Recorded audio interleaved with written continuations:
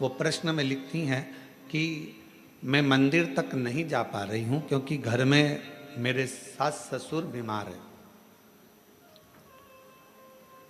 फिर उसने पत्र में लिखा कि मैं पहले मंदिर जाती थी, अब नहीं जा पा रही हूं क्योंकि मेरे सास ससुर बीमार हैं, पति को खदान में काम पर जाना पड़ता है, बच्चों को स्कूल जाना पड़ता है, तो क्या अब मैं पूजन शिवजी की मंदिर में कैसे करूं? तो मेरा उस बहन से जिसने पत्र लिखा है, उस बहन से इतना ही कहूँगा कि आप मंदिर नहीं जा सकते, अपने सास ससुर की सेवा कर रहे हो, परिवार की सेवा में लगे हो, ये भी मेरे शंकर की सेवा ही है, ये भी मेरे शिव की सेवा। और दूसरा, आपका मन करता है कि मैं मंदिर नहीं जा पा रही हूँ, मेरे मन में खलबली है मंदिर ना जाने की, तो अपने घर में जो शंकर भगवान का शिवलिंग है, अपने घर में जो शिवलिंग विराजमान है, उसकी सेवा करो, उसको जल चढ़ा लो, उसकी आराधना कर लो, मंदिर में पूजन के बराबर ही फल प्राप्त होगा। आप उस सेवा में तो लोग सास ससुर की भी सेवा कर रहे हो। पंडरीनाथ में हरि विठ्ठल विराजमान है, किसके लिए आए थे? पौंडलिक के लिए। पौंडलिक ने करा क्या था? अपने माँ बाप की सेवा, अपने माता पिता की सेवा। वो तो कभी मंदिर में नहीं गया, ना वो कभी शिवालय गया, ना देवालय गया, ना मंदिर गया, केवल माँ बाप की चरणों की सेवा कर रहा था। इतनी सेवा में लीन हो गया कि भगवान हरि विठ्ठल को आकर, पांडुरंगा नारायण को आकर दर्शन देना पड़ा। इतना कीचड़ हो रहा था कि वहाँ पौंडलिक ने एक ईंट फेंक दी और उस ईंट के ऊपर भगवान दोनों हाथ कमर पर रखकर खड़े हो गए, हरि विठ्ठल खड़े हो गए, उसका इंतजार करते रहे। भगवान कह रहे हैं तू आ, मेरा दर्शन कर ले। वो कहता है पहले माँ के चरण दबा रहा हूँ, पिता के चरण दबाऊंगा, फिर तुम्हारे से मिलने के लिए आऊँगा। बाद में भगवान से मिलने के लिए आया तो भगवान ने पूछा, पौंडलिक तेरी सेवा से मैं प्रसन्न हूँ, मांग तुझे क्या चाहिए? उसने कहा बस इतनी कृपा कर दो, जो अपने माता पिता की सेवा करे उसको तुम ऐसे ही दर्शन देते रहना, करुणा करते रहना, ऐसे ही कृपा।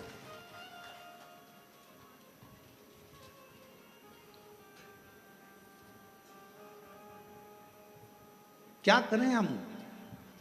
कोई कोई माताएं ऐसी हैं, कोई कोई भाई ऐसे हैं, कोई कोई जीजियां जीजा, मेरी बेटियां बेटा ऐसे हैं, मंदिर बहुत दूर है, जाएंगे कैसे? कैसे? तो जहां अपना घर है, घर के अंदर जो शिवालय है उसकी भी आराधना कर सकते। घर में जो मंदिर है, घर में जो भगवान विराजना है, उसकी भी आराधना करो, साधना करो।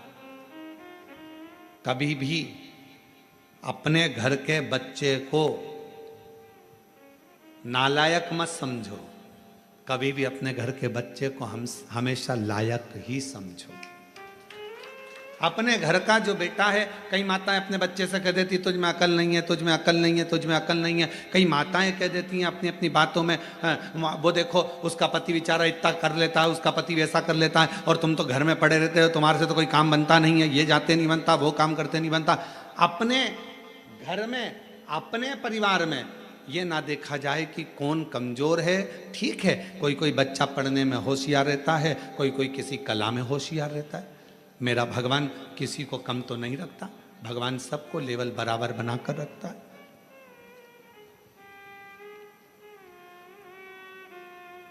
पांच उंगलियां पांचों बराबर नहीं हो सकती। अगर पांचों बराबर हो जाए तो ये मुष्टिका बंध नहीं सकती। इसलिए इस मुष्टिका को बांधने के लिए पांच उंगलियों को भी परमात्मा ने अलग अलग बनाया है, किसी को छोटी, किसी को बड़ी, किसी को मंजली, किसी को संजली बनाया। परमात्मा सबको, घर में पांच बहनें, आप भी होंगी, दो तीन बहनें तो होंगी, दो नहीं होगी, तीन होगी, तीन नहीं होगी तो एक होगी, काका बाबा की मिला लो दो चार तो बहनें होगी। सबका रहने का तरीका अलग, सबका खाने का तरीका अलग, सबका बोलने का तरीका अलग, सबका व्यवहार अलग, सबके अपने अपने तरीके, अपना अपना व्यवहार है सबका, और सब अपने अपने व्यवहार से, सब अपने अपने तरीके से रह रहा है, सब अपने व्यवहार। अब कई माताएं कहती हैं कि हमारा वो जेठानी तो कभी मंदिर नहीं जाती, भगवान शंकर से प्रार्थना करो, जेठानी नहीं जा रही है तो मत जाने दो। कोई कोई ऐसा होता है जिस पे मेरे भगवान शंकर का प्रेम बहुत होता है वही तो जाएगा ना। कोई कहे मेरी देवरानी नहीं जाती, मत जान दो, उसकी मर्जी। आप अपना कर्म करो, आप भगवान के मंदिर जाओ, आप शिवालय जाओ, शंकर जी की आराधना करो। घर में कई कई लोग ऐसे रहते हैं, पति से कहो तुम व्रत कर लो, पति नहीं करता, तो उसका मतलब ये थोड़ी ना है कि वो धर्मात्मा नहीं है। पति मंदिर नहीं जाता तो इसका मतलब ये थोड़ी ना कि वो धर्मात्मा नहीं है। बेटे मंदिर नहीं जा रहे तो इसका मतलब ये थोड़ी ना कि बेटे धर्मात्मा नहीं है। आप मंदिर जा रही हो ना, आप मंदिर जा रही हो तो आपके पुण्य का एक अंश आपके पति के खाते में जा रहा है और आपके पुण्य का एक अंश आपके बच्चों के खाते में जा रहा है। तो फिर क्यों सोचना मेरा पति मंदिर नहीं जाता गुरुजी, मेरा पति कथा में नहीं आता गुरुजी, मेरा पति ये नहीं करता गुरुजी, मेरा पति भगवान की कथा में नहीं जाता। मत जाने दो, तुम तो जा रही हो ना। मेरी सास दिन भर घर में रहती है, वो कथा नहीं सुनती गुरुजी, टीवी चालू रहती है तो भी उसका मन नहीं लगता। मत लगने दो, तुम टीवी तो चालू कर दियो ना, तुम्हारा तो लग रहा है ना। बस हम सुधरेंगे युग सुधरेगा, हम सुधरेंगे युग, हम बदलेंगे युग बदलना किसको है? अपने आप को। जब हम बदलेंगे तो युग अपने आप बदल जाएगा। आपको देखकर एक ना एक दिन तुम्हारे घर में, एक ना एक दिन, तुम महीना 2 महीना कथा तो सुनो, एक आध दिन पति भी 5-10 मिनट टीवी के सामने बैठकर कथा सुन ही लेगा। तुम बदल कर देखो, वो भी बदलेगा। आप चाहती हो कि आपका बच्चा अच्छी पढ़ाई करे, तो आपको अपना मोबाइल पढ़ाई के समय पर, बच्चों को पढ़ाते समय अपना मोबाइल कहीं दूसरी जगह रख देना है, तब बच्चों को पढ़ाना है। मालूम पड़े बच्चों को लिखने को दे दिया, हाथ में तुम मोबाइल लेकर बैठ गई, बच्चा लिख रहा है, वो बच्चा कभी नहीं पढ़ पाएगा। उसका ध्यान अपनी मम्मी के मोबाइल में और मम्मी के ऊपर रहेगा। माँ जैसा करेगी बेटा वैसा करेगा। अपने मोबाइल को उठाकर तुमने रख दिया तो बच्चे को भी समझ में आ जाएगा मेरी मम्मी पढ़ाई को बहुत ज़्यादा मायना देती है, पढ़ाई के ऊपर प्रेशर देती है, इसलिए मुझे पढ़ाते समय मोबाइल हाथ में नहीं देती, मतलब मुझे पढ़ना है। फिर बच्चा पढ़ना प्रारंभ करेगा। माताएं हाथ में मोबाइल है, बच्चे से कहती पढ़, लिख लिख, a for apple, b for ball, जल्दी लिख। लिख रहा है? हाँ मम्मी। क्या क्या लिखा? A for apple, B for ball, ठीक है, C for cat, अभी तक नहीं लिखा, बैठा है इतनी देर से। अर्थात तुम्हारे मोबाइल चलाने से तुम्हारे बच्चे पर प्रभाव पड़ा, तुम्हारा ध्यान मोबाइल में था, बच्चे का ध्यान तुम पर था, तो वो लिख नहीं पाया। जब पूरा एकाग्र चित्त लगाकर अपने बच्चे को पढ़ाओगे तो वो बच्चा अपने आप पढ़ना प्रारंभ करेगा, दिल लगाना प्रारंभ करेगा, मन लगाना प्रारंभ करेगा।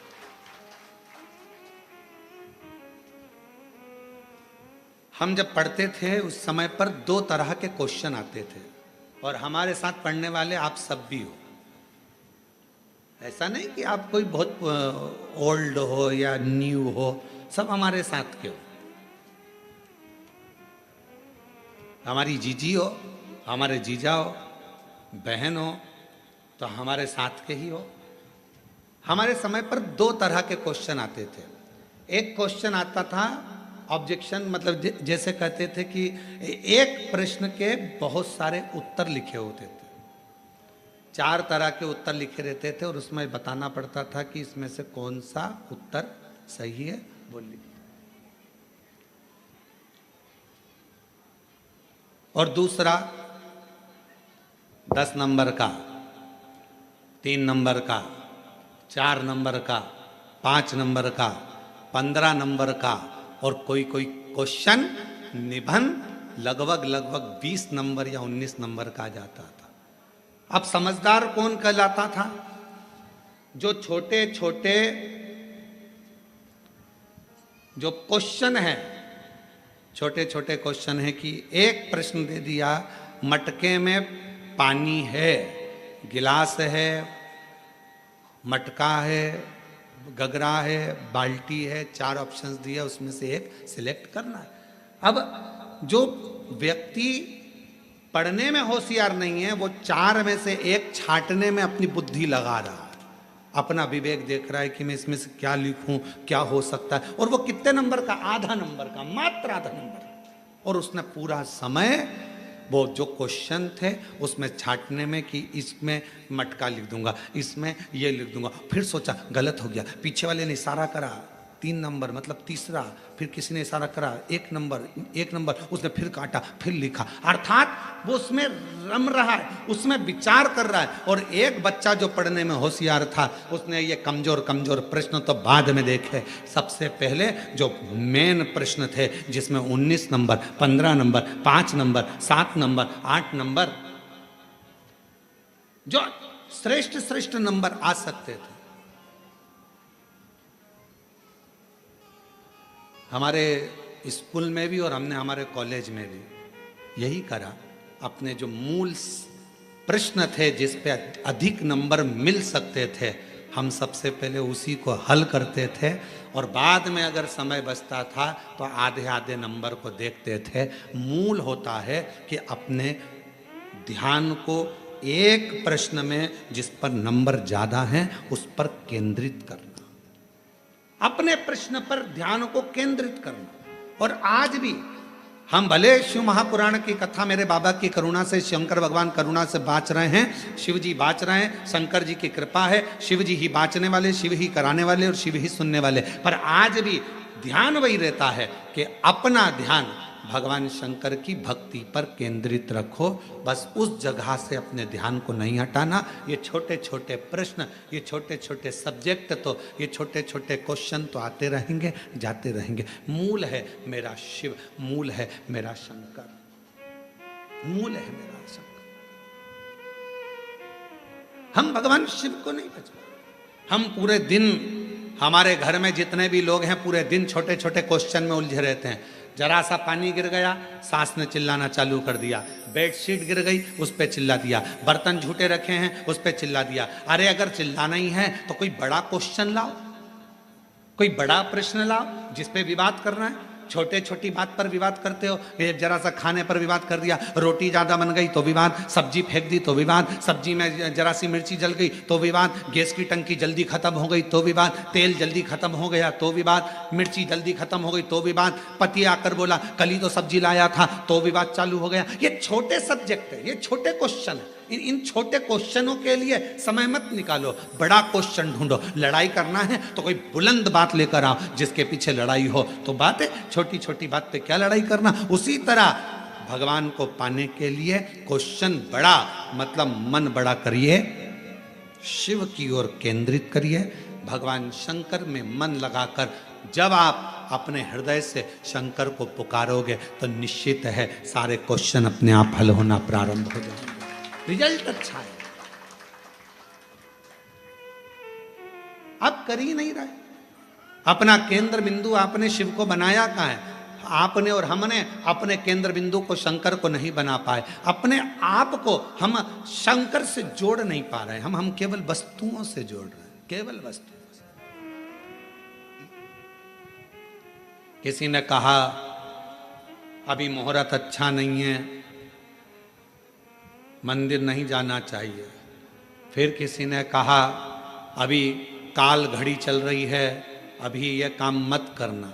और मालूम पड़े श्वास अभी चल रही है और बाद में निकल गई तो कौन सा भरोसा? कैसे केंद्र करें?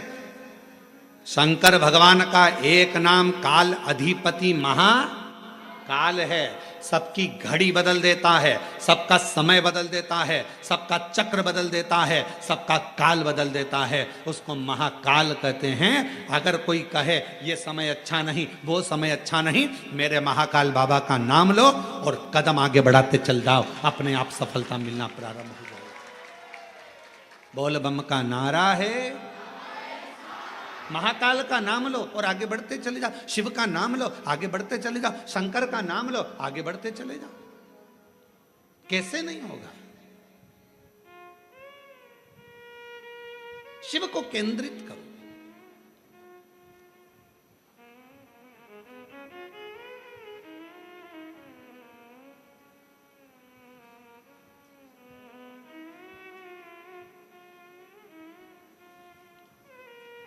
एक हमारे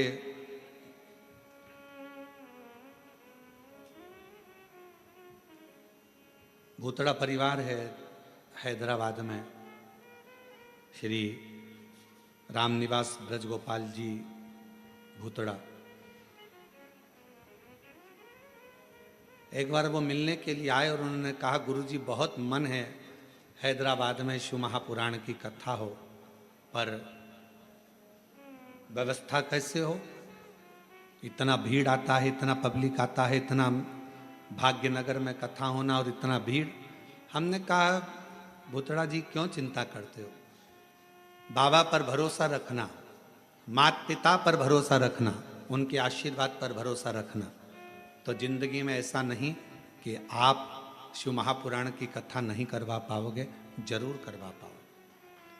और यहाँ पर भी बैठे हैं यजमान परिवार, हमारे को रोज लेकर आते हैं। उन्होंने कहा, गुरुजी साहू परिवार है, एक वो अग्रवाल परिवार है, और ये लोग कहे हमने सोचा था केवल कि कभी जजमान बनेंगे।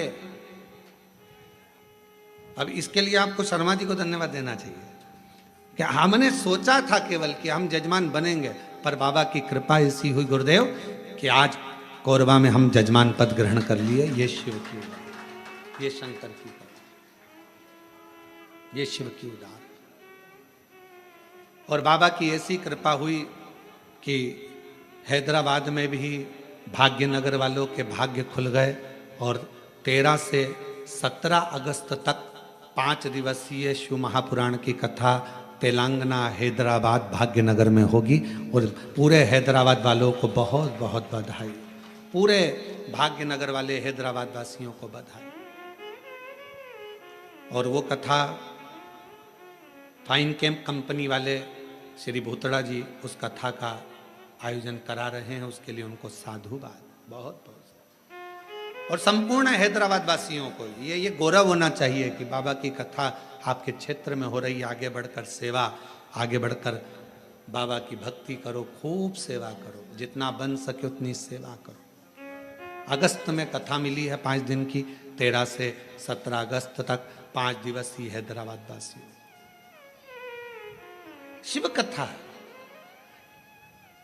भगवान ओघड़दानी का चरित्र, आप अपना ध्यान केंद्रित करो भगवान शिव के प्रति। यह ना सोचिए कि मैं मंदिर नहीं जाती मुझे भगवान नहीं मिलेंगे, मैं ये कर्म नहीं करती भगवान मुझे नहीं मिलेगा। आप हृदय से निर्मल मन सो मोहि पावा, और मोहि छल छिद्र कपट ना पावा। आप हृदय से भगवान को पुकारो। और मैंने तेरे ही भरोसे बाबा, तेरे ही भरोसे हवा बिच उड़ती जावांगी, बाबा डोर हत्तो छठी नाम कटी जावांगी। भोले मैं तेरी पतंग, शंभो मैं तेरी पतंग, हवा बिच उड़ती जावांगी, बाबा डोर हत्तो छठी नाम कटी। भोले मैं बाबा से अपने हृदय की बात, अपने मन की बात शिव को समर्पित करिए। जब हम अच्छा सोचेंगे अच्छा मिलेगा, अच्छा कर्म करेंगे अच्छा प्राप्त होगा। संत, सती, और तीसरे नंबर पर भक्ति। 3 है जो हमारे घर का भी कल्याण कर रहे हैं, परिवार का भी कल्याण कर रहे हैं, हमारे मोहल्ले का भी कल्याण कर रहे हैं, हमारी कॉलोनी का भी कल्याण कर रहे हैं, हमारी सोसाइटी का भी कल्याण कर रहे हैं, और हमारे क्षेत्र का भी कल्याण कर रहे हैं। शिव महापुराण में अगर कभी पढ़ें या लिंग महापुराण का अध्ययन करें तो लिंग पुराण में एक बात मिलती है, जिस कॉलोनी, जिस गांव, जिस नगर, जिस ग्राम में शंकर भगवान का शिवलिंग, जिस सोसाइटी में, कॉलोनी में, गांव में, नगर में नहीं होता, शिव महापुराण की कथा और लिंग पुराण की कथा कहती है कि वहां का विकास होना बहुत कठिन हो जाता है। उसी तरह घर के अंदर भी अगर छोटा सा शिवलिंग है, एक छोटा सा शिवलिंग भी अगर आपके घर के अंदर है तो वो आपको तरक्की की ओर लेकर जाएगा।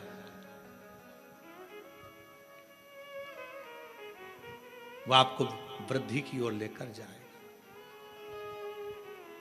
बस एक मन से शिव की आराधना, मन से शिव की उपासना, मन से शंकर की भक्ति को धारण करो, मन से। और शंभु शरणे पड़ी मांगू घड़ी रे घड़ी, दुख काटो दया करी इन दर्शन आपो।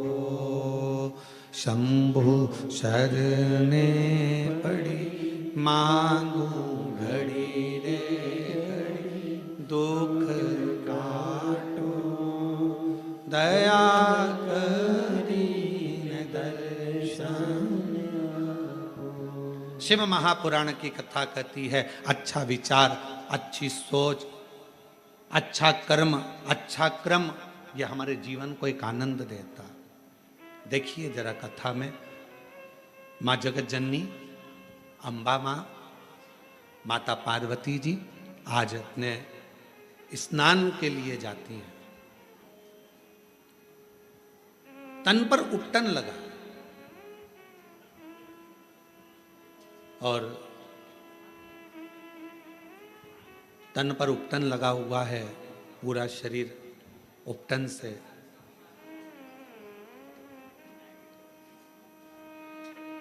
तभी मां एक कंदरा के अंदर, एक गुफा के अंदर, मां एक कंदरा के अंदर, गुफा के अंदर मां जगत जननी दुर्गा भवानी माता पार्वती स्नान के लिए गई कंदरा के।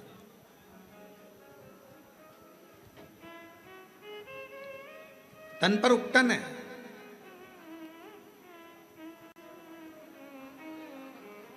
और सखियों ने उस उपटन को निकाला। उपटन निकालकर एक सुंदर सा पुतला मां जगत जननी पार्वती जी ने बनाया। थोड़ा ध्यान देना, फिर निवेदन करेंगे। आज कथा की शिवरात्रि है, अर्चन बहुत रहेगी, पर ध्यान लगाकर कथा को सुनना। 7 दिन की कथा में सबसे मूलता का दिन छठा होता है, बहुत ध्यान दीजिए, सावधानी पूर्वक श्रवण करिए।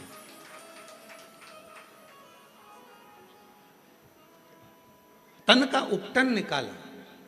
मां जगत जननी अम्बा दुर्गा भवानी ने, मां पार्वती जी ने उस उपटन से सुंदर एक पुतला का निर्माण किया। पुतला बना तो सखी ने कहा कि क्या इसमें प्राण आ सकते?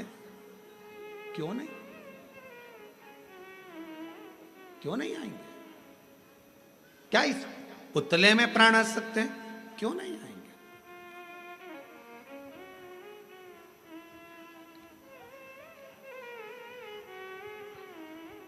इसमें प्राण आने में दिक्कत क्या है? कई बार जो प्रश्न माता पार्वती जी के जीवन में आया, वही प्रश्न आपके जीवन में भी आता है। जितने ऑनलाइन कथा सुन रहे हैं, बड़ी सावधानी से सुनिएगा। जो प्रश्न माता पार्वती जी के सम्मुख में आया, क्या इस पुतले में प्राण आ सकते हैं? कई बार ऐसा प्रश्न आपके सामने आकर खड़ा हो जाता है, क्यों मम्मी तुम कथा सुनती हो, शिव जी के मंदिर जाती हो, क्यों तुम भगवान की आराधना करती हो, क्या ऐसा हो सकता है?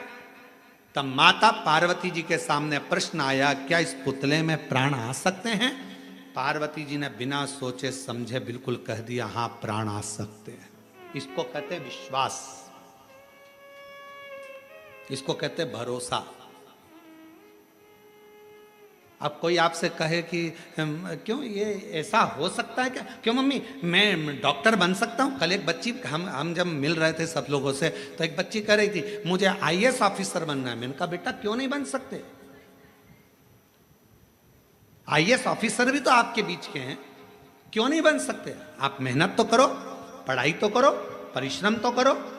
अपनी मेहनत को, अपने पढ़ाई को, अपनी परिश्रम को जब 4 तो आईएएस ऑफिसर भी बन जाओगी।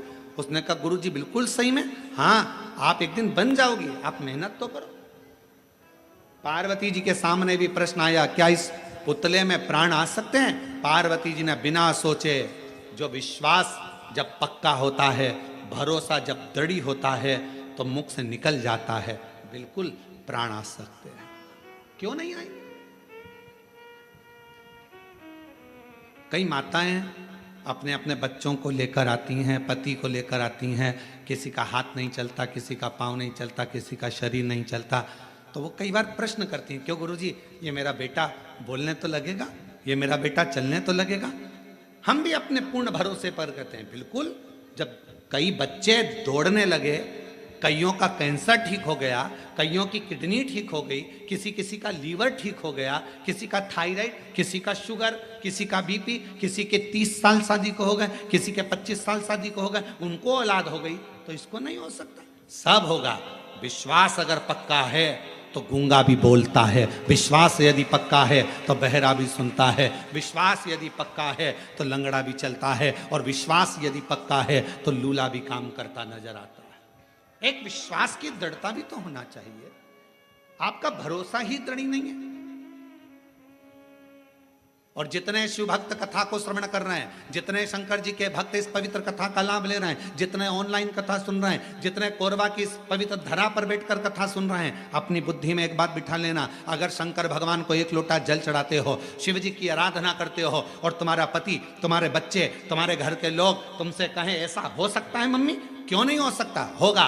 एक शब्द मुंह पर आना चाहिए, ना शब्द नहीं, हाँ होगा। तो मम्मी ये हो जाएगा, होगा, क्योंकि शंकर जी पे लोटा भरकर जल चढ़ाने वाले की एक ना एक दिन वाणी भी सिद्ध हो जाती है, वाणी भी सिद्ध हो जाती है। शिव महापुराण की कथा कहती है, प्रतिदिन तुलसी, जैसे प्रतिदिन तुलसी खाने वाले का, प्रतिदिन तुलसी का पान करने वाले का, तुलसी को लेने वाले का, जैसे बेलपत्र प्रतिदिन खाने वाले का, जैसे शंकर भगवान पे चढ़े हुए जल का रोज आचमन करने वाले की वाणी एक दिन सिद्ध हो जाती है, सिद्ध वाणी हो जाती है।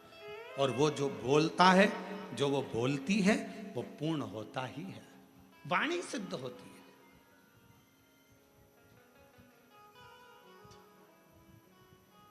क्यों नहीं होगा? तुम्हारे मुख से अगर बच्चे पूछे मम्मी ऐसा हो जाएगा, होगा, क्यों नहीं होगा? पति कहे बहुत कर्जा हो गया है, चूक नहीं रहा, बहुत मेहनत कर रहे हैं, पत्नी का शब्द होना चाहिए, होगा। मेरा विश्वास कहता है, मेरा एक लोटा जल कहता है कि एक दिन पूरा कर्जा चूकेगा और हम सब अच्छे से भोजन करेंगे। ये हमारा मन कर, ये हम कर, ये मेरा विश्वास कहता है। और शंभु शरणे पड़ी मांगू घड़ी रे घड़ी, दुख घाटो दया दर्शन आपो। ओ शंभु शरण पड़ी मांगू घड़ी दुख काटो दया दर्शन। शिव महापुराण की कथा कहती है, जब भक्ति का पुण्य बढ़ता है तो भगवान छप्पर फाड़ कर देना प्रारंभ करता है। भक्ति का पुण्य बढ़ता है तब भगवान छप्पर फाड़ कर देना प्रारंभ करता है, और जब व्यक्ति का पाप बढ़ता है तो भगवान थप्पड़ मार कर लेना प्रारंभ करता है। भक्ति का पुण्य बढ़ा तो भगवान ने छप्पर फाड़ कर देना प्रारंभ करा, और पाप बढ़ना प्रारंभ हुआ तो फिर थप्पड़ मार कर लेना प्रारंभ किया, वापिस लिया परमात्मा, कालगति को घुमाते। मत बुरे कर्म कर बंदे वरना पछताएगा, भगवान की आंखों से तू बच नहीं पाएगा, तू बच नहीं पाएगा।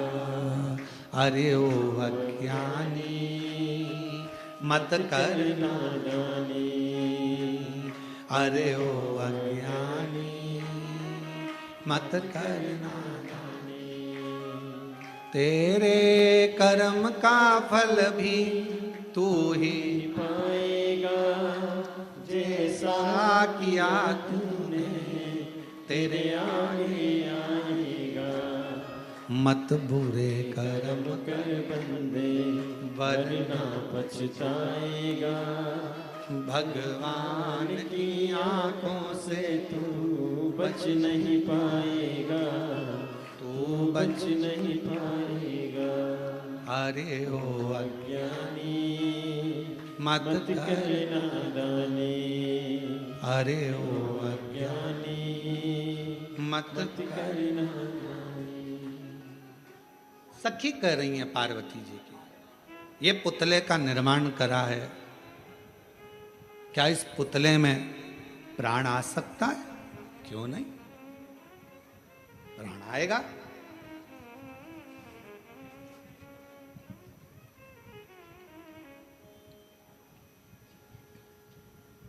पुतले में प्राण आएगा। सही में? हां, पार्वती जी ने हाथ जोड़े, विश्वास पक्का है। मन चंगा तो कठोते में गंगा। मन चंगा होना चाहिए।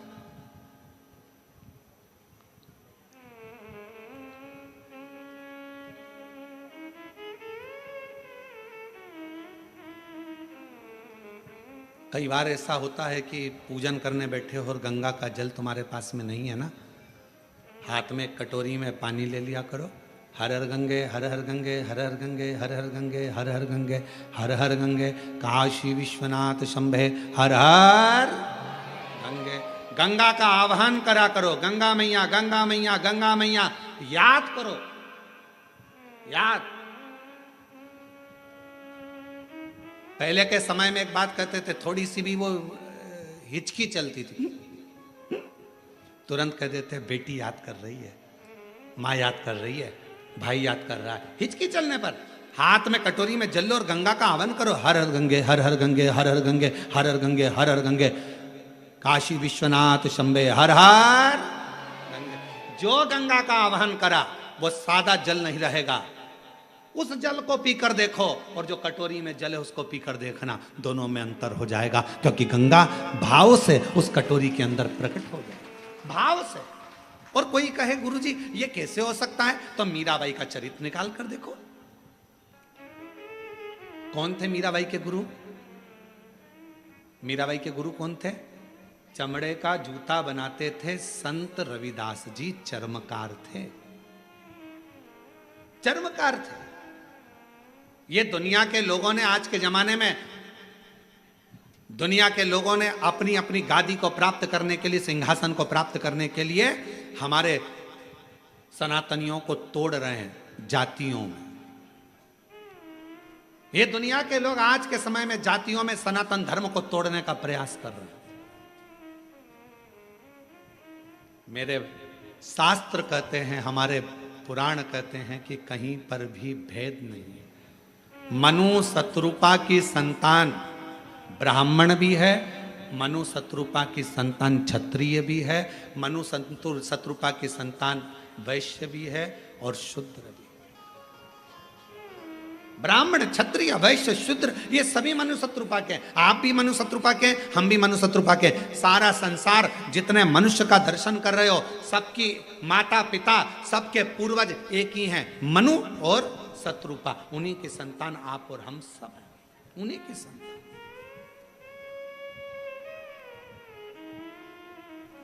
अब जब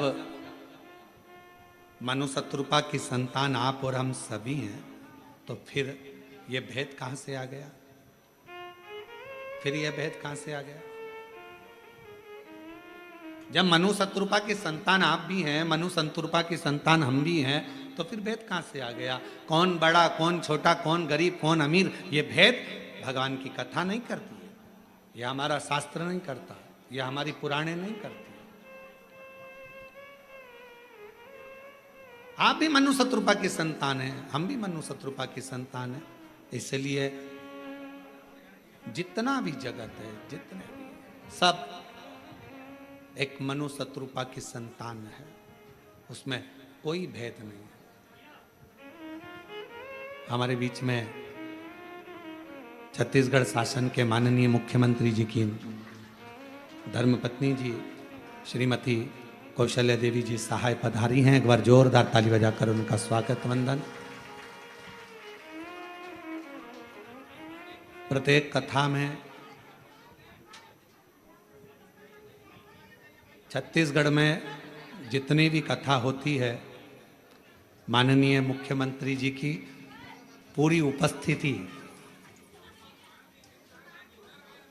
उनकी धर्मपत्नी श्रीमती कौशल्या देवी जी सहाय दीदी, उनकी पूरी उपस्थिति दर्ज कराती हैं।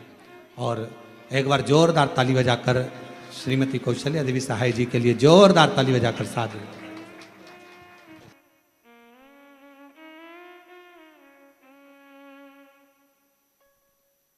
शंभो शरण पड़ी मांगू घड़ी रे घड़ी दुख काटो दया करी दर्शन आपो। शंभो शरण पड़ी मांगू घड़ी रे घड़ी दुख काटो दया करीन दर्शन आपो।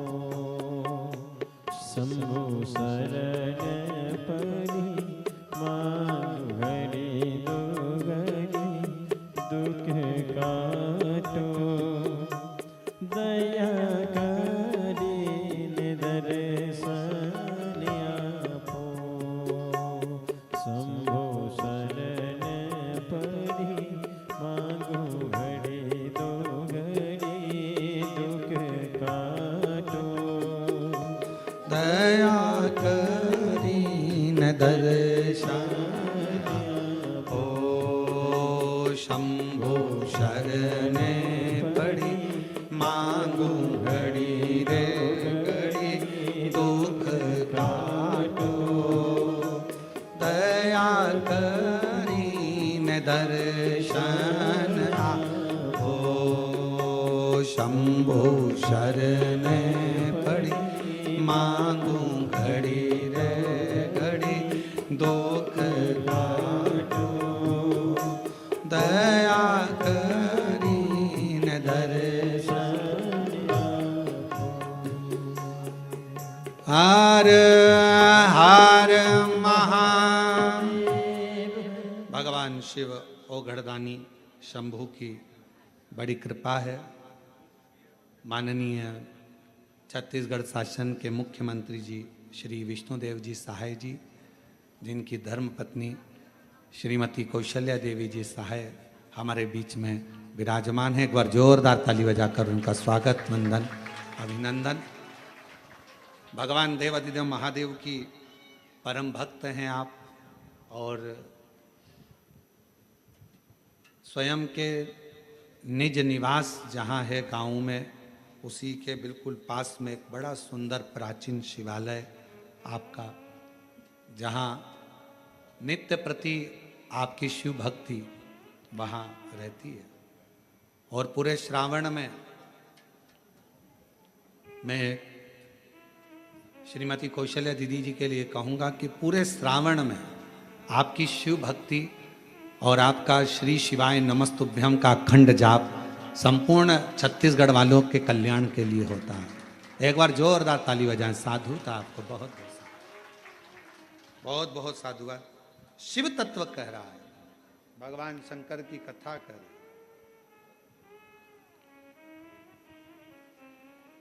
भगवान शिव का पवित्र कथा वर्णन कर रही है। यह ना सोचा जाए कि अपने मुख से विश्वास का एक प्रतिबिंब शब्द प्रकट होना चाहिए, एक विश्वास का। माता पार्वती जी से कहा, माँ जगत जननी जगदम्बा जी पार्वती से, उनकी सहेली ने कहा क्या ये हो सकता है?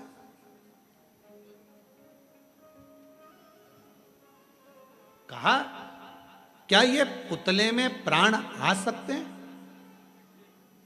क्या इस पुतले में प्राण आ सकते? पार्वती जी के मुख से शब्द निकला, हां, पुतले में भी प्राण आ सकते, पुतले में भी प्राण।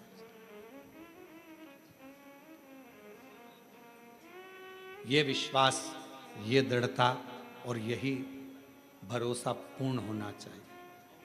शंकर भगवान पर जल चढ़ाने वाले व्यक्ति का सबसे मूल है उसका विश्वास, उसका भरोसा।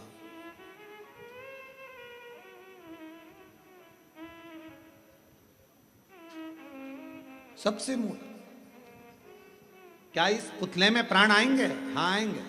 आप जल चढ़ाते हो, रोज शंकर जी की आराधना करते हो, रोज भगवान शिव की आराधना करते हो, शिव की भक्ति करते हो, शंकर की आराधना में डूबे रहते हो, शिव उपासना में डूबे रहते हो, और कोई तुमसे पूछ ले, क्यों मम्मी ये हो सकता है, क्यों पापा ये हो सकता, क्यों नहीं होगा? होगा, सिद्ध वाणी हो गई।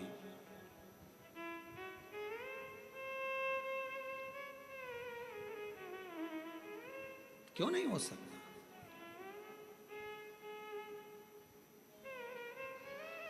आप जब हृदय से, अभी अभी हम दीदी से पूछ रहे थे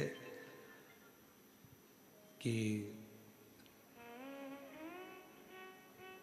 श्रीमती कौशल्या देवी सहाय जी दीदी से हम पूछ रहे थे कि स्वास्थ्य तो ठीक है, तो मुस्कुराकर बोली कि थोड़ा बीच में गड़बड़ हो रहा है पर ठीक है।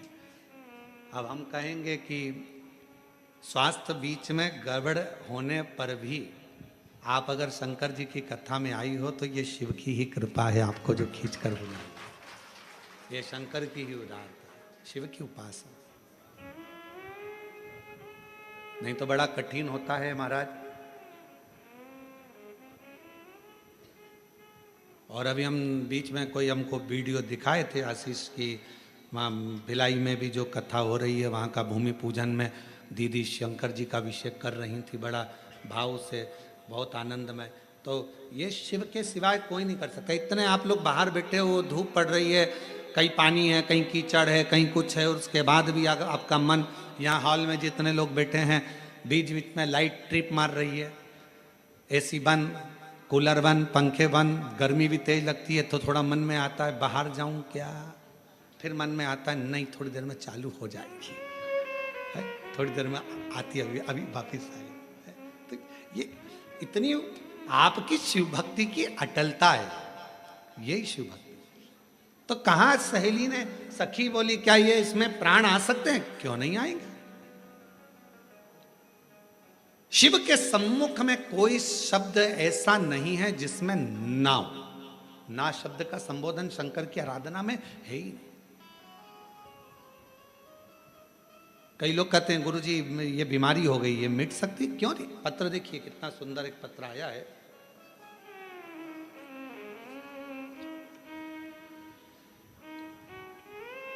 मैं दीप शिखा पटेल, पता कोरबा, छत्तीसगढ़ से हूं। गुरुदेव, पटेल पारा, सर्वमंगला रोड, कोरबा, छत्तीसगढ़। कहीं बैठे हों तो हाथ हिला सकते हैं, आ सकते हैं। मैं दीप शिखा पटेल, पता कोरबा, छत्तीसगढ़ से। महादेव की कृपा और पशुपतिनाथ उपवास का मैं क्या वर्णन करूं गुरुदेव, जितना करूं उतना कम है। हमारा जीवन बहुत संघर्षों से भरा हुआ था गुरुदेव, परंतु आपने जब से हमें शिव जी की चरणों में पहुंचाया है तब से शिव जी हमारे साथ हैं। उसके लिए मैं आपको प्रणाम करता हूं। हमारे परिवार में किसी का सरकारी नौकरी पिछले 3 पीढ़ी में नहीं है गुरुदेव। मेरे पिताजी पिछले 20 साल से पार्षद का टिकट लेने के लिए प्रयास कर रहे थे, पर 20 साल से ना तो कोई पार्षद बन पाया ना टिकट मिल पाया। गुरुदेव, सफलता तो हाथ मिलती नहीं थी। तब मेरी दादी शिव महापुराण की कथा आपकी सुनना प्रारंभ करी और उन्होंने मुझसे कहा कि तू पशुपतिनाथ का व्रत कर। हमने पशुपतिनाथ का व्रत करना प्रारंभ करा। बाबा का मैं क्या गुणगान करूं गुरुदेव। आज बाबा की कृपा से मेरी नौकरी सरकारी नर्सिंग ऑफिसर के पद पर बन गई है। मैं बाबा को यहाँ प्रणाम करने के लिए आया। दूसरा, बाबा ने ऐसी कृपा कर दी गुरुदेव, मेरे पिताजी जो कि कभी उनके पिताजी और उनके घर के लोगों ने विचार करा था कि कभी चुनाव लड़ेंगे, कभी जीतेंगे, पर बाबा की कृपा से आज मेरे पिताजी पार्षद बन गए। मैं बाबा को यहाँ धन्यवाद देने के लिए आई हूं। अरे वाह, आओ पधारो, जोरदार ताली बजाओ। कहा गुरुजी भाजपा से टिकट भी मिल गया और बाबा ने हमको पार्षद भी बना दिया, पर हमारी उम्मीद नहीं थी गुरुदेव कि हम जीतेंगे। पर मेरा बाबा हर पल हर कदम मेरे साथ चल रहा था और बाबा ने मेरे बेटी को नौकरी भी लगाया, सरकारी नौकरी गुरुदेव 3 पीढ़ी में पहली बार लगी है और बाबा की कृपा से पार्षद भी बना। ये पार्षद तो बने पर हमको तो लगता ही नहीं है। पूछो कैसे? उसका ये कारण है कि हम जिस दिन से जी वहाँ आए हैं, जहाँ हम ठहरे हुए हैं रिसोर्ट में, वहाँ 7 दिन से सब्जी सुधारना, 7 दिन से सेवा करना, 7 दिन से हर तरह का भोजन व्यवस्था में लगना, ऐसा कोई काम नहीं था जो इन्होंने नहीं करा। हमारा इस व्यासपीठ से यह मन कहता है कि पार्षद तक नहीं, बहुत आगे बढ़ोगे बाबू। शिव बड़ा है, शंकर है। एक आपके लिए, बेटी के लिए मैं कहूं दीदी, ऐसे पार्षद जो बिल्कुल एकदम छुपे हुए से हैं और आगे रहकर सेवा में तल्लीन है, बहुत साधुता है आप, बहुत साधुता। और उसके लिए मैं बहुत बहुत धन्यवाद देता हूँ। रोते नहीं, अच्छी खुश हो, प्रणाम कर बाबा, प्रणाम कर। खूब सेवा करी है, खूब। हम जहाँ रुके हुए हैं ना वहाँ बहुत सेवा करी, बहुत। अब हम कल का एक चरित्र बताएंगे आपको तो आप हंसोगे। कल हमको वो जहाँ हम रुके हुए हैं वो कौन सा जगह है भाई, क्या बोलते हैं? Shri farm house. तो उनकी घर से बहू ने कल, उनको मालूम पड़ा होगा कि गुरुजी के कान का एक रुद्राक्ष गिर गया। अब कान का रुद्राक्ष वहाँ गार्डन में गिर गया, और आप पूछना वहाँ के पुलिस वालों से, पीएसओ से, वहाँ रुद्राक्ष गिर गया और हम उनको एक कान का रुद्राक्ष निकाल कर दे के आ गए कि इसमें का है ढूंढना। और वो खबर श्री फार्म हाउस वाले की उनके घर की बहू को मालूम पड़ गया। तो कल शाम को वो बोल रही थी, गुरुजी आपका, हमको बड़ा दुख है जो कान का रुद्राक्ष गिर गया। तो हमने उनसे कहा नहीं नहीं, बाबा ने बड़ी कृपा करी। हम रुद्राक्ष गिरा वो घासों में, कमरे में जाकर हमने फिर झटकार कर दूसरा कान का पहना और झटकार कर धोती वोती सब झटकार झुटकुर के आके कि भाई रुद्राक्ष गिर गया कान का, कोई बात नहीं, जाने दो। कथा में आए, अंदर पूजन करने बैठे, प्रणाम करा बाबा से, कहा बाबा वो बेचारे सब रुद्राक्ष ढूंढ रहे होंगे, कृपा करना उनको रुद्राक्ष कहीं मिल जाए। ऐसे प्रणाम करा, जहाँ गणेश जी की पूजन हो रही है वहीं पर रखा हुआ रुद्राक्ष पुनः प्राप्त हो, वही रुद्राक्ष मिल गया। तो वो दीदी कह रही थी गुरुजी हमारे फार्म हाउस पर आपको तकलीफ हुआ, करिए। हम उन दीदी से कहना चाहेंगे ये तो आपकी निर्मल भक्ति है, भाव है। आप सोचे ना, बाबा है वो कुबेर भंडारी, कहीं खुआता है और कहीं दिलाता है। इसीलिए हमने पार्षद जी से कहा तुमने जो सेवा करी है उसका फल इतना सही नहीं रहेगा, तुम्हारी सेवा का फल तुम्हें आगे तक मिलेगा और शिव जी खुद देंगे। भगवान ओघड़ दानी दे।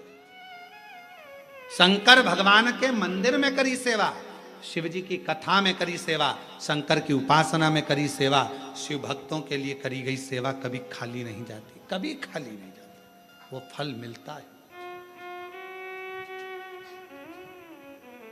और मेरे भोले तेरा सहारा है, मेरे भोले तेरा सहारा है, मेरी नैया का तू किनारा है, मेरी नैया का तू किनारा है। जैसा हर पल हर घड़ी आप शंकर को जल चढ़ाने वाला ये विचार करे कि शंकर मेरे साथ में है, शिव जी मेरे पल पल साथ दे रहे हैं, तो शंकर आपके साथ हर पल, हर घड़ी, हर क्षण शिव आपके साथ होंगे, हर पल शिव आपके करीब में होंगे। यदि आपने विचार कर लिया कि शिव मेरे साथ।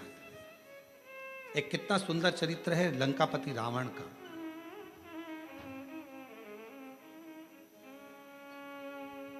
एक दिन लंकापति रावण से भगवान शिव जी ने कहा कि तू कुछ मांग ले, तेरा मन हो जो मांग ले। लंकापति रावण ने कहा बस मांगू एक ही चीज,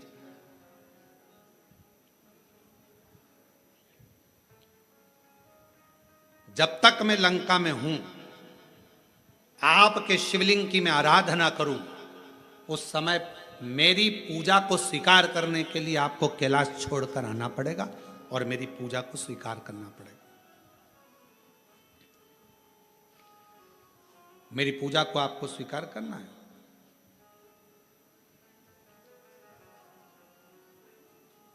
ठीक है, बाबा भोलेनाथ जी ने कहा जैसी तेरी इच्छा।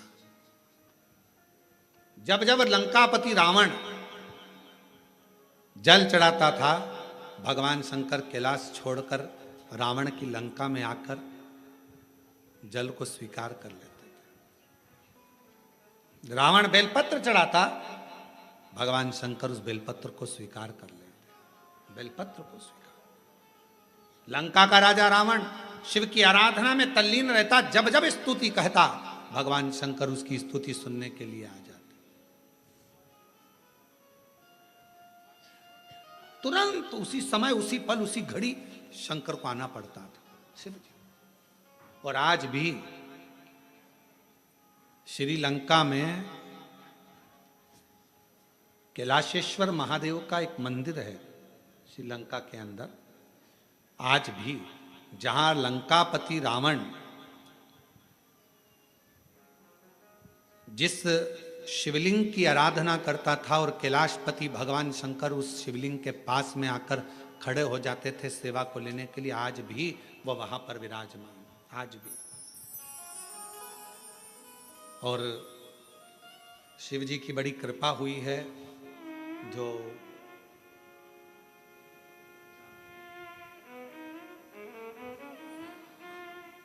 भास्कर गुरु द्वारा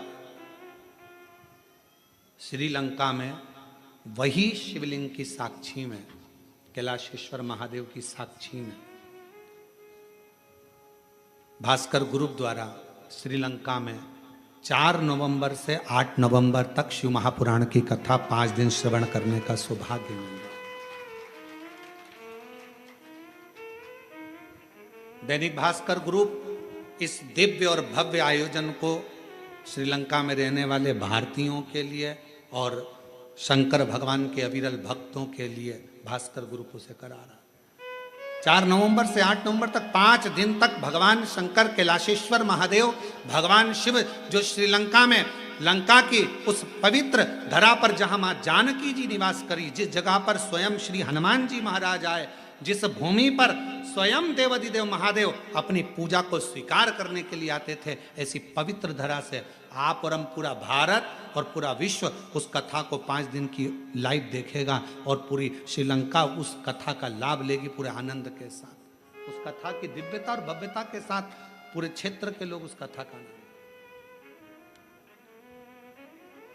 मैं भास्कर ग्रुप को बहुत बहुत धन्यवाद देता हूं, जिन्होंने इस 5 दिवसीय कथा को 4 नवंबर से 8 नवंबर तक की कथा जो श्रीलंका के कोलंबो में आयोजित कर रहे हैं, उसके लिए उनको अग्रिम बधाइयाँ। और उनका जो ग्रुप जा रहा है उस कथा की दिव्यता और भव्यता को श्रवण करने के लिए 5 दिन श्रीलंका के शिवालयों का भ्रमण करने के लिए, माँ जानकी जिस स्थान पर निवास करी उस अशोक वाटिका का दर्शन करने के लिए, मेरे हनुमान जी, मेरे राम जी का सुंदर प्रतिबिंब स्वरूप दर्शन करने के लिए उनको बहुत बहुत सारी सिद्धता, शिव तत्व हो।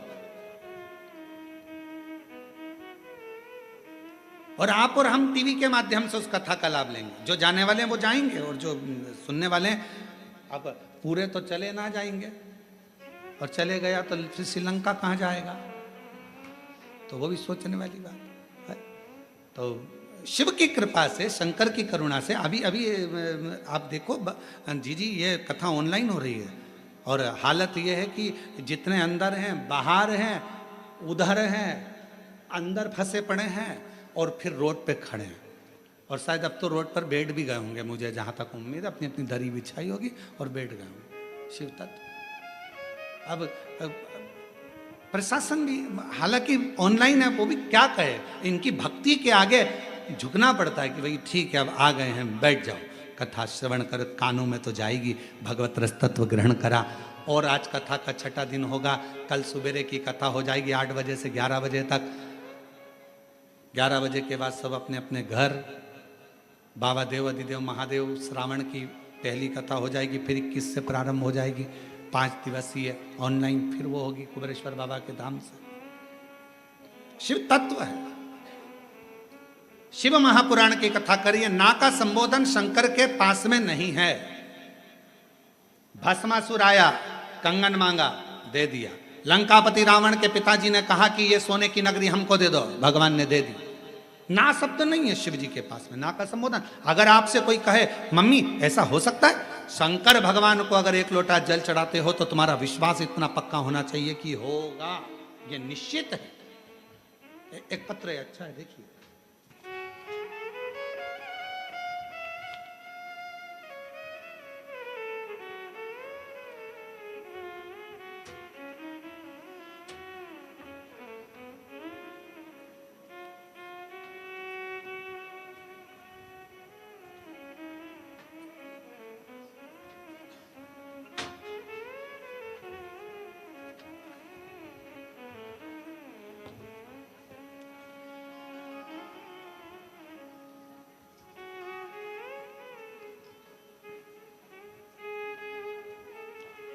मेरा नाम दिव्यानी वर्मा है, पति स्वर्गीय शेर सिंह वर्मा है। मैं बिलासपुर अशोक नगर की रहने वाली हूँ। 2020 में मेरे पति को ब्लड कैंसर हो गया था, उस बीमारी के कारण उनकी मृत्यु हो गई, जिसके बाद हम बड़े दुखी रहने लगे और घर में इतना धन भी नहीं था कि हम लोग सही से भोजन कर सकें। खर्च चलाना वाला कोई नहीं है। तबीयत बहुत खराब सी मेरी भी रहने लगी। 2023 में पेट में दर्द हुआ, चेकअप करवाया, हॉस्पिटल गए बिलासपुर में ही। मार्क हॉस्पिटल में जब चेकअप करवाया तो वहाँ जाकर पता चला कि मेरे शरीर में भी 4th स्टेज का कैंसर हो गया है। गुरुदेव, पति भी कैंसर में गया और 4th स्टेज का कैंसर हो गया। मैंने डॉक्टर साहब से कहा मेरे बच्चे को मत बताना, क्योंकि वो अकेला क्या करेगा और उसके पास पैसा नहीं है, मेरी इलाज कैसे होगा, क्या करूंगा। ऑपरेशन का डॉक्टर ने कह दिया। हमने विचार करा एक बार बड़े डॉक्टर को रायपुर और चले जाएं, पर इतना पैसा नहीं था। समाज के लोगों ने थोड़ा बहुत पैसा एकत्रित करा, हमको दिया। हम लोग रायपुर पहुंचे और फिर वहां जाकर डॉक्टर से जांच कराई तो उन्होंने कहा कि इसका इलाज तो अभी करना पड़ेगा, क्योंकि 4th स्टेज का कैंसर है, लास्ट 6 महीने आप जीवित रहोगे, इससे ज़्यादा नहीं रह सकते। ऑपरेशन कर भी देंगे तो भी 6 महीना है, क्योंकि लास्ट में पहुंच चुका है और पैसा भी खर्च होना है, धन है नहीं। विचार करा क्या करें। जो डॉक्टर के लिए पैसा समाज के लोगों ने दिया था वो हमने उनको देकर कहा आप थोड़ा तो इलाज करिए। थोड़ा इलाज प्रारंभ हुआ गुरुदेव, और डॉक्टर ने तो 6 महीना दिया था। पर समाज के एक भाई ने कहा कि अगर कोई मंदिर में जाए, शंकर को जल चढ़ाए और वो जल लाकर अगर तुम्हें पिलाए, आराम लगना प्रारंभ होगा। बेलपत्र का सेवन करो। बाबा को धन्यवाद देती हूँ, मेरे बेटे ने पशुपतिनाथ का व्रत किया, जल लाकर देना प्रारंभ करा। आज बाबा की कृपा से 6 महीना क्या, बाबा की कृपा से सालों निकल गए और मेरे बाबा ने मुझे अच्छा रख दिया। मैं बाबा को प्रणाम करती हूँ, शिव जी को नमन करती हूँ, बाबा को प्रणाम करती हूँ। ये शिव की उदारता। कहीं बैठी हो दिव्यानी वर्मा, पति स्वर्गीय शेर सिंह वर्मा, बिलासपुर अशोक नगर की रहने वाली, कहीं बैठी हो तो आ सकती हैं बेलपत्र लेने के। शिव शिव है, शंकर शंकर है, ओ गणदानी ओ गणदानी।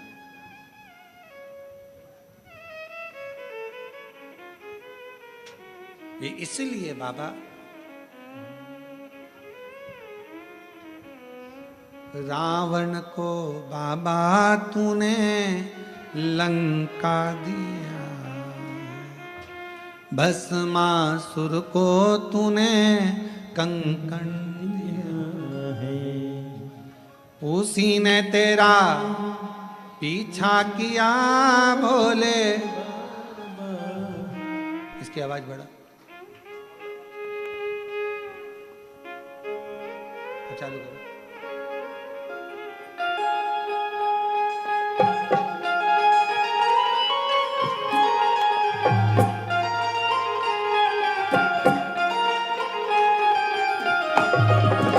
शंभो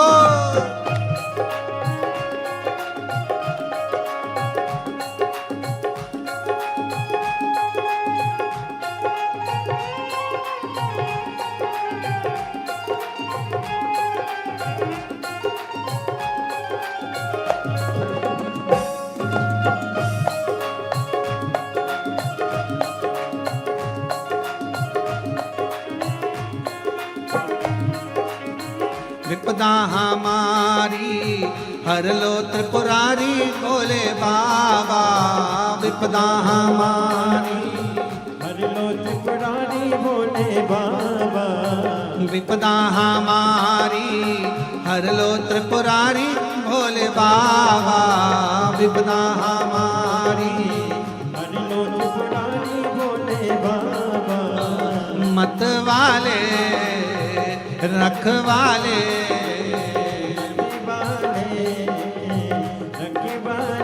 बमा बम भोले शंकर, गले में नाग भयंकर, बमा बम गले में बमा बम भोले शंकर, गले में नाग भयंकर, बमा बम विपदा हमारी हर लो त्रिपुरारी भोले बाबा, विपदा हमारी हर लो त्रिपुरारी भोले बाबा, मत वाले रखवाले मत वाले बमा बम भोले शंकर, गले में नाग भयंकर, बमा बम बमा बम भोले शंकर, गले में नाग भयंकर, बमा बम भोले शंकर, गले में नाग भयंकर। बड़े भाव से दोनों हाथों से ताली से बजते हुए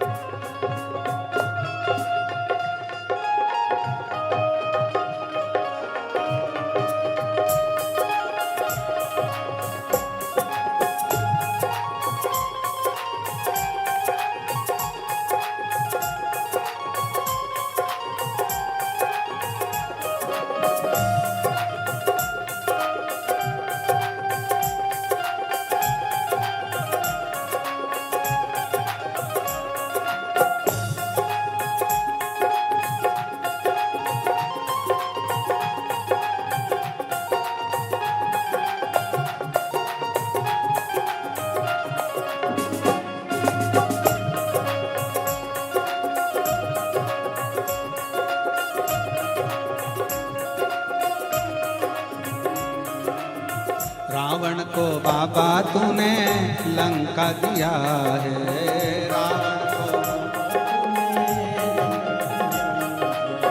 रावण को बाबा तूने लंका दिया है,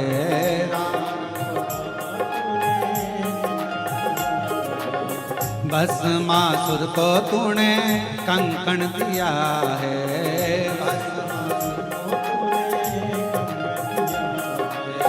भस्मासुर को तूने कंकण दिया है,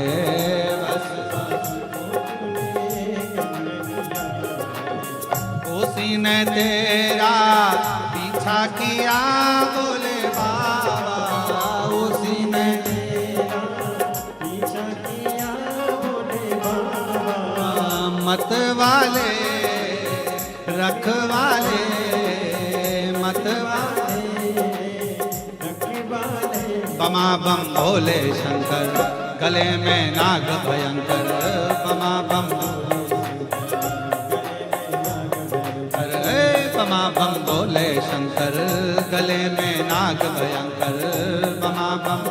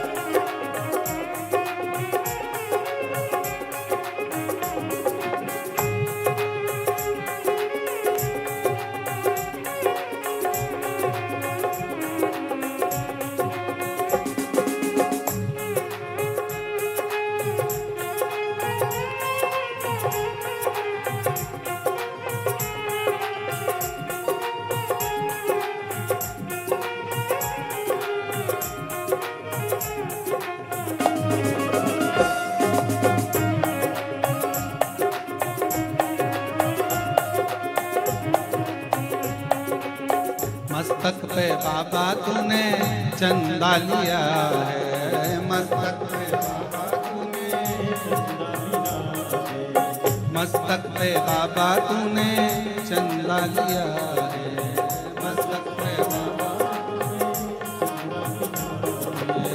हाथों में बाबा तूने डमरू लिया है,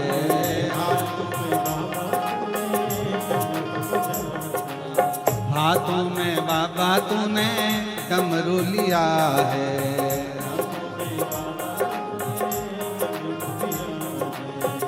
उसी ने सबका किया उद्धार भोले बाबा, उसी ने सबका किया उद्धार भोले बाबा। मतवाले रखवाले, मतवाले रखवाले, बमा बम भोले शंकर, गले में नाग भयंकर, बमा बम भोले शंकर, गले में नाग भयंकर, गले में नाग भयंकर। विपदा हमारी हर लो त्रिपुरारी भोले बाबा, विपदा हमारी हर लो त्रिपुरारी भोले बाबा। मतवाले रखवाले, मतवाले रखवाले, बमा बम भोले शंकर, गले में नाग भयंकर, बमा बम भोले शंकर, गले में नाग भयंकर, बमा बम भोले शंकर, गले में नाग भयंकर, बमा बम भोले शंकर, गले में नाग भयंकर, बमा बम भोले शंकर, गले में नाग भयंकर, बमा बम भोले शंकर, गले में नाग भयंकर, बमा बम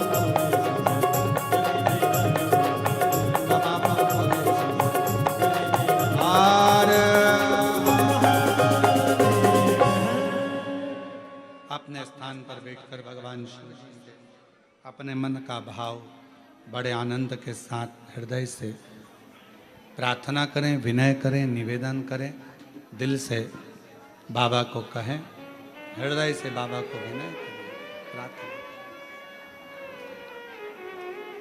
जहाँ जगह मिलते जाए वहाँ बैठते जाएं, हृदय से प्रार्थना करें, बाबा को विनय करें, निवेदन करें, विनती करें। सभी लोग साथ में, आज कथा का छठा दिवस है। कल कथा सुबह 8 बजे से 11 बजे तक कोरबा में होगी और ऑनलाइन टीवी पर 1 बजे से 4 बजे तक ही आएगी। भाव से आप और हम सब श्रवण करें। सभी लोग साथ में प्रार्थना करेंगे, विनय करेंगे।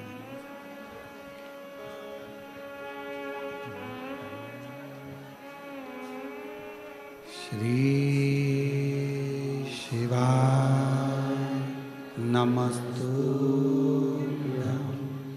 श्री शिवाय नमस्तुभ्यं,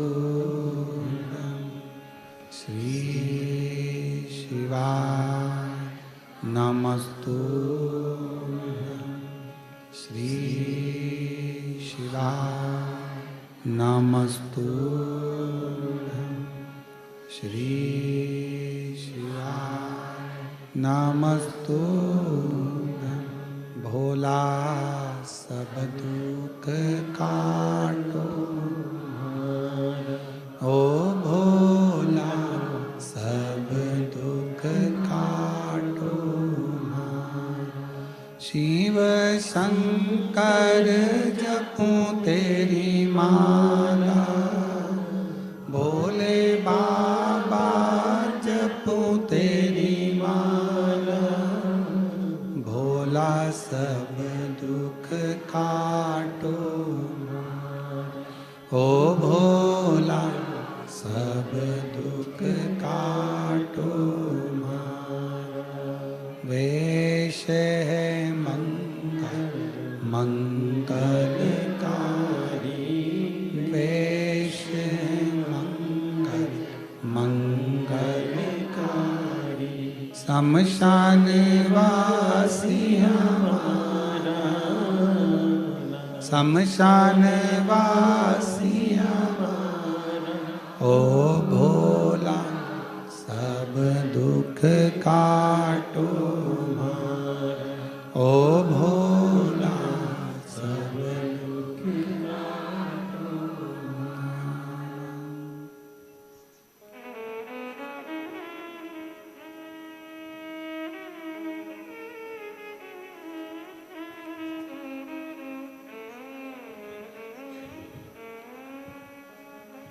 बाबा देवादिदेव महादेव, भगवान शिव, उघड़दानी, त्रिकालदर्शी, कैलाशी, अविनाशी शंकर शिव की पवित्र कथा कह रही है। सखी के कहने पर माता पार्वती जी ने हाथ में विश्वास का जल लेकर जो छोड़ा, विश्वास के जल से बालक प्रकट हो गया। दुनिया का ऐसा कोई दुख नहीं, ऐसी कोई तकलीफ नहीं, ऐसा कोई कष्ट नहीं और ऐसा कोई रोग नहीं जिसको आपका विश्वास समाप्त ना कर सकता।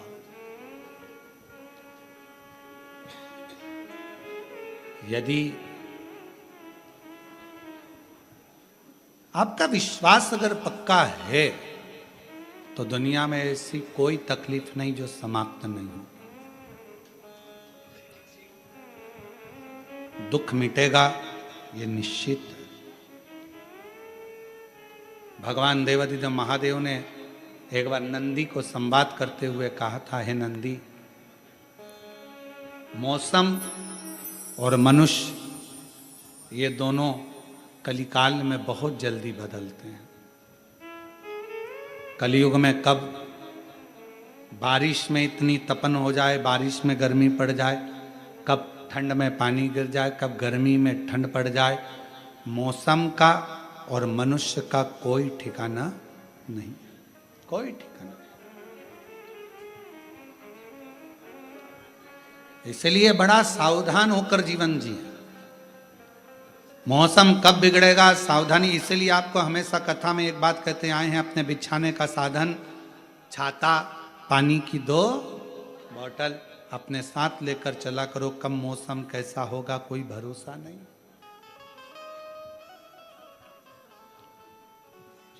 और जो लोग हैदराबाद में 13 अगस्त से 17 अगस्त तक जो भी हैदराबाद तेलंगाना के आसपास के शिव भक्त कथा श्रवण करने आए, वो भी सावधानी पूर्वक।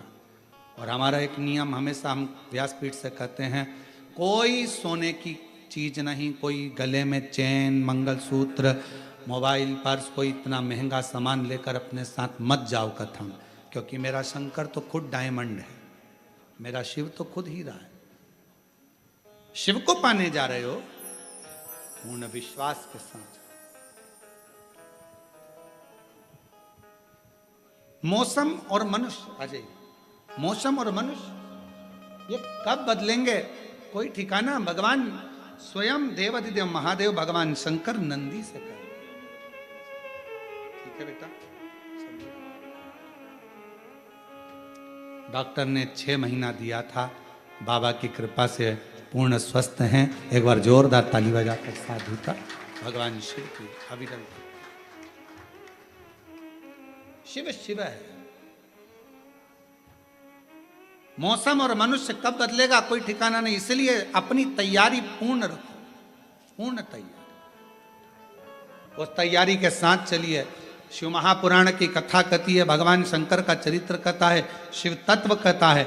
भगवान शंकर की कथा कहती है, पार्वती जी के विश्वास से बालक प्रकट हो गए और बालक को बिठाया दरवाजे पर। पार्वती जी गई स्नान करने, कोई आए उसे रोक देना।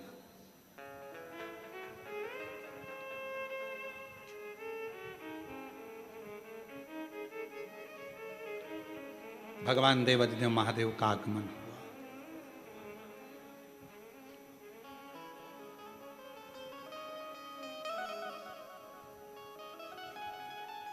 भीतर शिव जी आने लगे, रोका, अंदर नहीं जाने दूंगा। और कितना कभी कभी ऐसा नहीं कि ज्ञान केवल व्यासपीठ से ही प्राप्त हो, कभी कभी ज्ञान अपने घर में रहने वाले सदस्यों से भी प्राप्त हो सकता। अपने घर में जो परिवार के सदस्य रहते हैं, कभी कभी वो भी ज्ञान दे जाते हैं। एक बार हम कुबेरेश्वर धाम पर, बाबा के धाम पर बैठे हुए थे और साइड में एक परिवार के लोग आए होंगे पूजन करने के लिए। तो परिवार वालों ने कहा, अपनी ट्रेन शाम की है, अपन अभी भीड़ हो रही है, बाद में अपन पूजन कर लेंगे। एक माता उसमें से थी, वो माता कहने लगी नहीं नहीं नहीं, शाम को जल्दी रहेगी, ट्रेन का टाइम रहेगा, पूजन अब भी करो। सबने पूजन सवेरे के टाइम कर ली, फ्री हुए, चल दिए। कितना सुंदर ज्ञान की बात हुई कि ट्रेन का टाइम होगा तब पूजन अच्छे से नहीं हो पाएगी। उसी तरह शिव महापुराण की कथा कहती है, बचपन, जवानी, अधेड़ी, बुढ़ापा, इन अवस्था में कब व्यक्ति को जाने का समय आ जाए, इसलिए भजन हर पल, हर घड़ी, हर क्षण करते रहना चाहिए। भरोसा क्या, ट्रेन का टाइम होगा, इतनी जल्दी जल्दी पूजन नहीं हो पाएगी। ट्रेन का टाइम होगा, भगवान की आराधना नहीं कर पाएंगे। ट्रेन का टाइम होगा, हम शिव की आराधना नहीं कर पाएंगे, भगवान की आराधना नहीं कर पाएंगे। तो थोड़ा जल्दी करो। अर्थात समय का क्या भरोसा है। बचपन खेल में खोया, जवानी नींद भर सोया, बुढ़ापा देख कर रोया, सिराने मौत हंसती है। बचपन खेल में खो दिया, जवानी भोग और विलास में निकल गई, अधेड़ी कमाने में निकल गई। बचा कुचा था बुढ़ापा, वो रोते रोते निकल गए।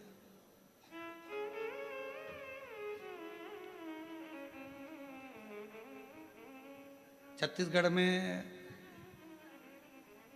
बाज पक्षी के दर्शन होते हैं क्या? बाज के, चील होते हैं। अच्छा, जो बाज पक्षी होता है ना, उसकी उम्र होती है लगभग 70 से 100 साल।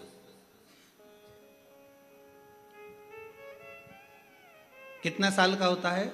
उसकी पूरी उम्र होती है 100 साल। बाज पक्षी की, चील की उम्र होती है। पर 40 वर्ष की अवस्था जब बाज पक्षी की आती है तो उसके जो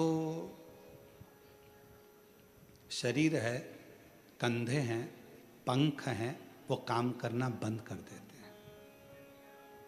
40 वर्ष की अवस्था जब बाज पक्षी की होती है, चील की होती है, उसकी चोंच काम करना बंद कर देती है, उसके नख काम करना बंद कर देते हैं, उसका पंख उड़ना बंद कर देता है। क्यों?